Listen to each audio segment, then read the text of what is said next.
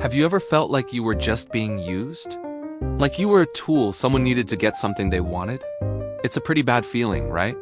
Well, there's a famous idea from a philosopher named Kant that talks all about this. He said we should always treat people as an end in themselves, and never just as a means to an end. What does that even mean? Let's break it down so it's super simple. Imagine you have a favorite toy. You play with it, you use it to have fun. The toy is a means for your fun, which is the end. That's totally fine for toys, but people are different. When we treat someone as a means, we're using them like a tool. For example, maybe you only talk to a classmate because you want their notes. You're not interested in them as a person, you just want what they can give you. You're using them as a means to get a good grade. Now, what does it mean to treat someone as an end? It means you see them as a whole person, with their own feelings, dreams, and goals. You respect them.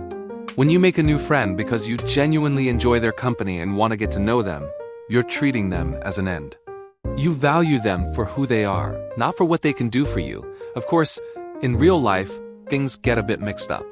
You go to a coffee shop and the barista, the means, makes you a coffee, the end. But the difference is respect. You can still treat the barista as an end by being polite, saying please and thank you, and maybe even smiling. You're acknowledging they're a person doing a job, not just a coffee-making machine. A bad example would be a boss who overworks their employees without any care for their well-being, just to make more profit. The employees are just a means to get rich. A good example is a boss who cares about their team's growth and happiness, knowing that happy people do better work. They see their employees as valuable individuals. So back to our first question, have you ever felt used? Now you know why it feels so wrong. It's because your value as a person was ignored. You were treated like a thing, not a person.